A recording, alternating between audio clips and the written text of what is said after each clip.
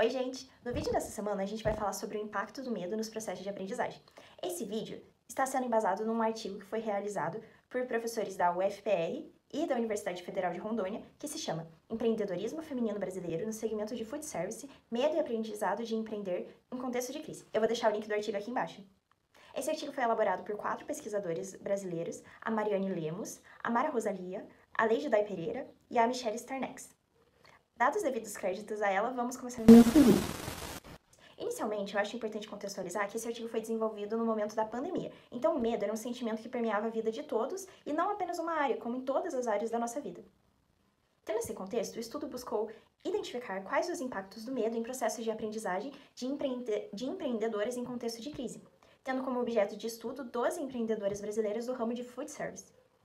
Esse estudo foi realizado pelo método qualitativo e buscou 12 mulheres empreendedoras brasileiras de 3 estados do nosso país que haviam aberto seus próprios negócios até janeiro de 2019 e que se classificavam como microempresas. Por ter sido feito durante o período pandêmico, as entrevistas foram todas feitas de forma online, respeitando as regras de isolamento social. Bom, agora vamos falar um pouquinho sobre as teorias que fundamentam esse artigo. Primeiramente, é importante falar um pouco sobre as emoções. As emoções duram um curtíssimo período de tempo, porém elas podem desencadear sentimentos que vão durar por um longo tempo e nos manter em um estado de espírito. Vale destacar que as emoções são uma reação ao algo, ou seja, vai depender do indivíduo, da situação e da interpretação desse indivíduo do que ocorreu. E isso vai depender das suas experiências passadas, de como ele se sentiu, de contextos e outros quesitos que vão impactar em como essa emoção vai ser externalizada através de uma reação. Então podemos dizer que o medo é uma reação a um cenário ou situação e pode ser externalizado de diversas formas. Cautela, apreensão, negação, fuga, sentimento de risco ou perigo, paralisia. Isso tudo vai depender da situação e do indivíduo que a vivencia, mas em um contexto geral, o medo é associado a algo negativo.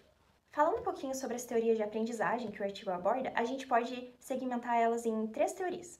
A teoria do ciclo duplo, do Argyris, a teoria da continuidade, interação e reflexibilidade, do Dewey, e a teoria da exploração e explotação, do Paulides. Agora a gente vai falar um pouquinho mais detalhadamente sobre cada uma dessas teorias. A primeira teoria é do ciclo duplo e ela é segmentada em 2 etapas. No primeiro ciclo, o empreendedor identifica mudanças que estão ocorrendo, questionando e refletindo sobre esse cenário. Mas é só no segundo ciclo, após ele construir uma confiança em meio ao risco, é que ele admite que é necessário ser feita uma mudança frente a esse cenário. Ou seja, primeiro, a gente questiona e repensa algo que está acontecendo e numa segunda etapa, a gente admite a necessidade de ser feita uma mudança radical. A segunda teoria, de Dewey, é formada por 3 princípios, o da continuidade, o da interação e o da reflexibilidade. O primeiro princípio é o princípio da continuidade. Esse princípio diz que toda vez que aprendemos alguma coisa, a gente carrega esse conhecimento ao longo do tempo. Ou seja, cada vez que a gente vive uma experiência, a gente aprende algo com ela e a gente guarda essas informações conosco. E no futuro, quando a gente encontrar novas dificuldades, a gente vai usar um pouco dessa experiência que aprendemos no passado para resolver essa questão do presente. Ou seja, as ações do passado vão auxiliar nas ações do presente e as experiências que a gente está vivendo no presente vão auxiliar nas tomadas de decisões que a gente vai tomar nas situações futuras. O segundo princípio é o princípio da interação. Esse princípio diz que a gente aprende concomitantemente de forma interna e externamente. O que isso quer dizer? Que quando a gente vive uma experiência e a gente adquire algum conhecimento dessa experiência, ele é baseado na nossa interpretação interna, ou seja, sentimentos, desejos, atitudes, intenções pessoais, mas isso não ocorre de forma isolada, porque o processo de adquirir uma experiência também é uma reação social.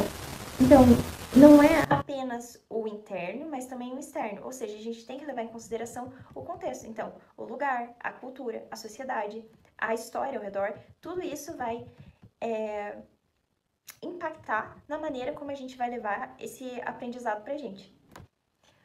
O terceiro e último princípio dessa teoria é o princípio da reflexibilidade. Esse princípio fala sobre a ação de refletir, ou seja, a partir do momento que eu vivo um contexto, só viver e pensar sobre não vai me fazer refletir. Refletir trata-se de colocar um esforço para tentar entender ou resolver esse problema. E esse esforço trata do processo de refletir sobre o que aconteceu. Quando a gente pensa, mesmo que os pensamentos sejam lógicos, não necessariamente são pensamentos reflexivos. Reflexivo depende desse esforço de você querer interpretar a situação. A última teoria que a gente tem aborda dois princípios, que é o da exploração e o da explotação. Qual é a diferença desses dois princípios?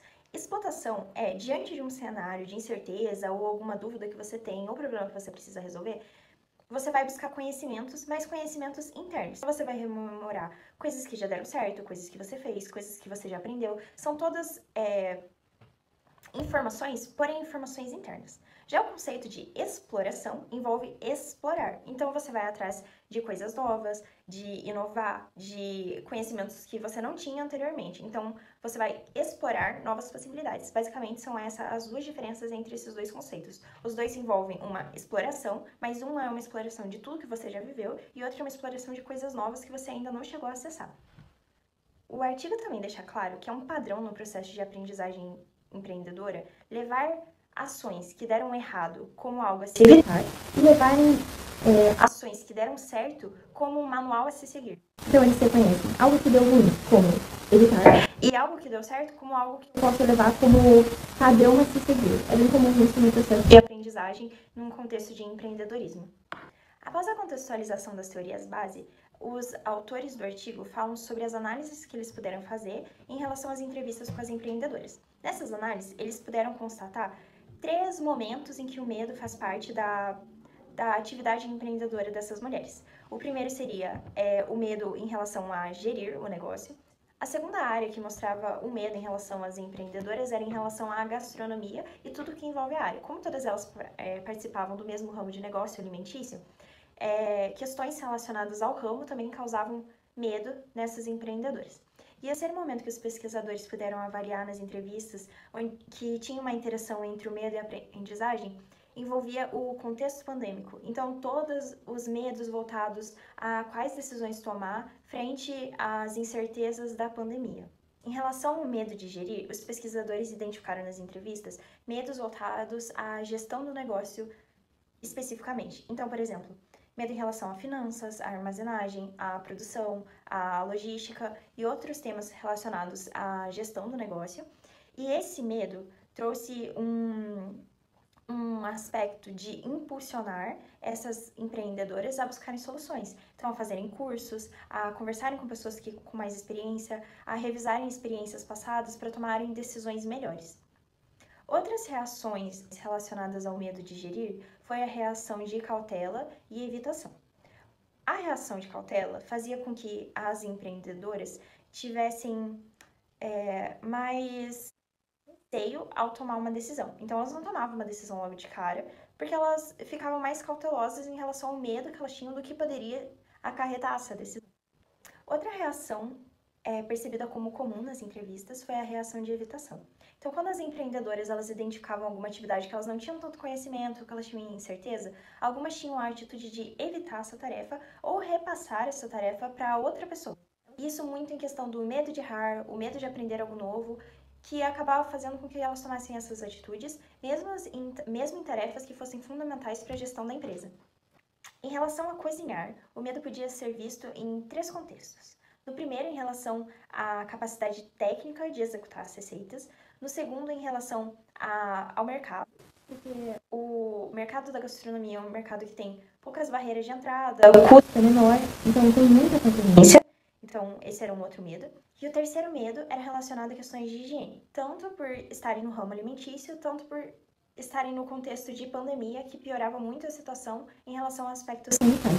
Então, esses eram os medos que premiavam essa parte mais técnica dessas empreendedoras.